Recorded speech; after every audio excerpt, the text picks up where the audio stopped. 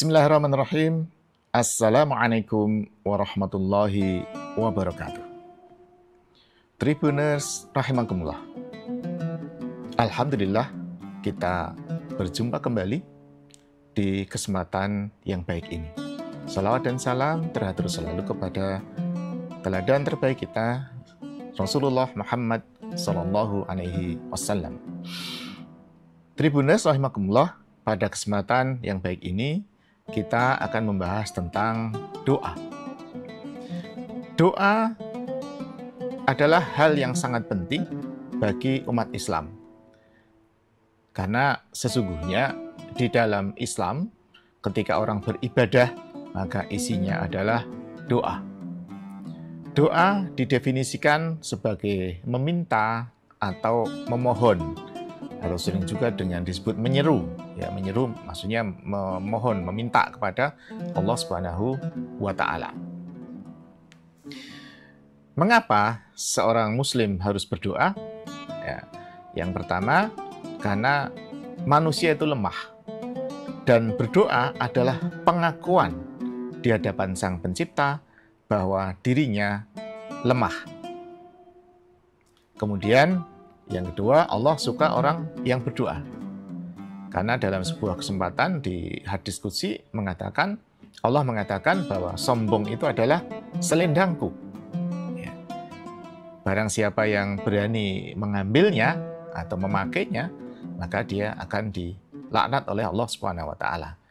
Jadi ketika seorang yang berdoa, maka sesungguhnya dia merendahkan diri di hadapan Allah dan tidak sombong. Jadi Allah lebih suka orang yang berdoa, sering memohon daripada orang yang tidak berdoa.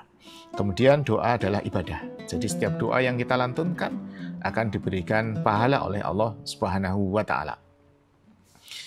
Ada sebuah ayat yang disebutkan di dalam surat Al-Baqarah, wa idza sa'alaka ibadi anni fa inni qarib ujibu da'watad da'i idza da'ani. Ya. Jika hamba-hambaku bertanya tentang saya, maksudnya Allah, katakanlah bahwa saya dekat. Ya. Dan saya akan mengabulkan permintaan, ya, atau doa dari hamba-hambaku ketika mereka meminta. Ya, jadi Allah adalah Maha mengijabah doa, ya, menerima doa, mengabulkan doa. Ya, sehingga sebagai hamba yang baik, sebagai hamba yang taat kepada Allah Subhanahu wa Ta'ala, maka sebaiknya kita sering-sering melantunkan doa kepada Allah Subhanahu wa Ta'ala. Lantas bagaimana cara kita berdoa? Doa itu sebaiknya didahului dengan amal baik. Ini sering disebut dengan tawassul. Ya. Jadi tawassul bil amal. Sebagai contoh, ketika kita akan berdoa, kita awali dengan membaca surah Al-Fatihah misalnya. Ini amalan yang ringan. Atau kita dahului dengan membaca hamdalah, dengan membaca istighfar. Atau kalau kita mengacu kepada orang yang berdoa setelah sholat, maka di sana ada istilah zikir dan doa. Zikir dulu sebelum doa. Atau amalan-amalan yang lain. Ya, sebagai contoh, memberi makan kepada fakir miskin. Sebagai contoh, misalnya membantu orang di jalan. Bahkan membantu hewan-hewan yang sedang kelaparan misalnya. Kemudian setelah itu berdoa. Jadi pada prinsipnya dengan tawasul bil amal solih, ya, dengan perantaraan amal solih, doa itu akan lebih baik. Ya, tentu saja ini juga bagian dari adab yang lazim, ya. Ketika kita meminta tolong kepada seseorang, maka biasanya kita meminta dengan cara yang terbaik. Ya, salah satunya adalah dengan membuat kebaikan untuk orang itu, apalagi ini kepada Allah Subhanahu wa Ta'ala. Kemudian yang kedua adalah dengan cara merendah dan khusyuk. Ya. Jadi doa ini dilantunkan dengan khusyuk.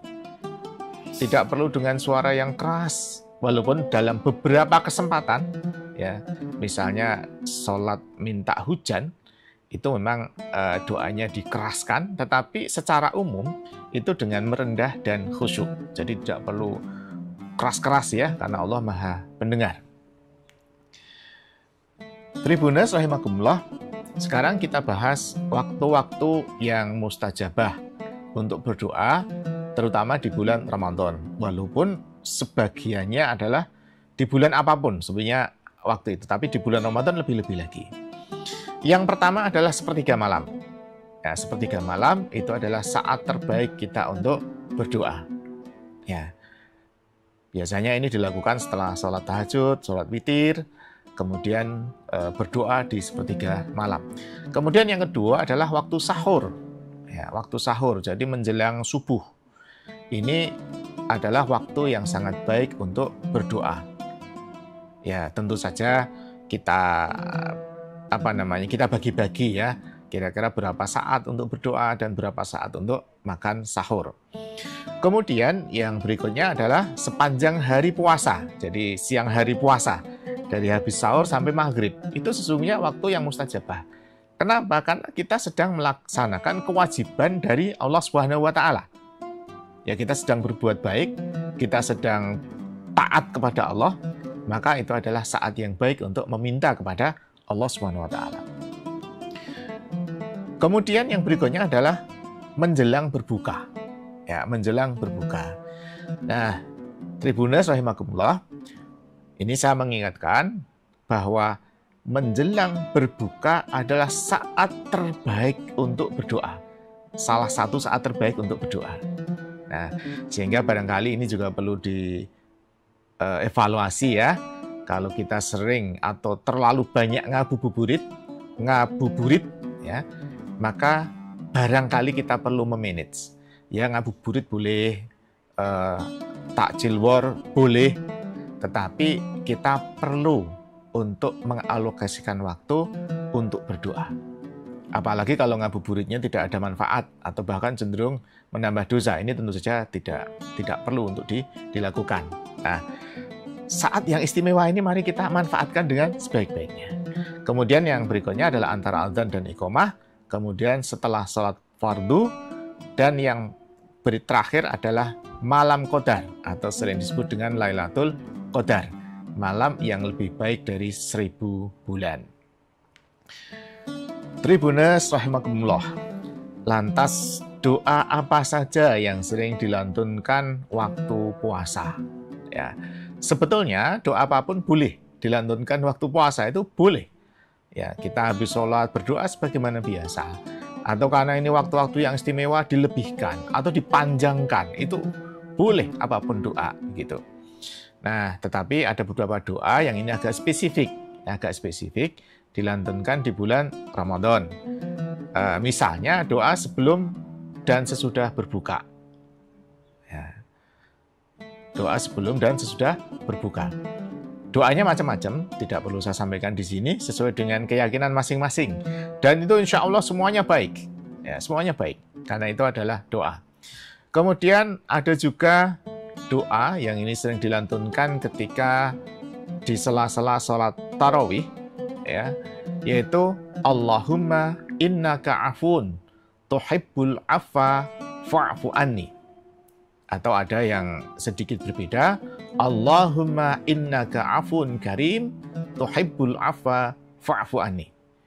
Ini silakan diamalkan setelah tarawih, ya, di sela-selanya atau sebelum witir atau sudah witir. Diperbanyak doa ini, Allahumma innaka afun karim tuhibbul afwa fa'fu anni. Atau doa asyhadu an la ilaha illallah astaghfirullah as'alukal jannah wa a'udzu bika minan nar. Jadi doa minta dimasukkan ke surga dan dijauhkan dari api neraka. Nah, ini silakan diperbanyak. Diperbanyak di waktu sholat tarawih. Ya. Memang dalam banyak keterangan para ulama memberikan keterangan bahwa doa ini dibuat ganjil ya, 3, 5, 7 dan lain sebagainya. Tetapi sesungguhnya kita boleh berdoa sebanyak apapun, itu boleh. Allah tidak akan pernah menolak doa-doa kita. Kita istighfar 3 kali boleh, 100 kali juga boleh, lebih juga boleh, sesuai dengan kemampuan kita. Yang penting kita bisa memanage dengan sebaik-baiknya. Tribuners rahimakumullah, demikian sedikit pembahasan tentang doa. Semoga bisa menjadikan semangat kita di dalam berdoa, terutama di bulan Ramadan yang akan segera datang, yang kemudian kita bisa mengambil sebanyak-banyaknya hikmah dari Ramadan di tahun ini. Ada kurang, ada salah, mohon dimaafkan. Bila taufik wal hidayah, wa ridho wal inayah. Wassalamualaikum warahmatullahi wabarakatuh. Download Tribun X sekarang, menghadirkan lokal menjadi Indonesia.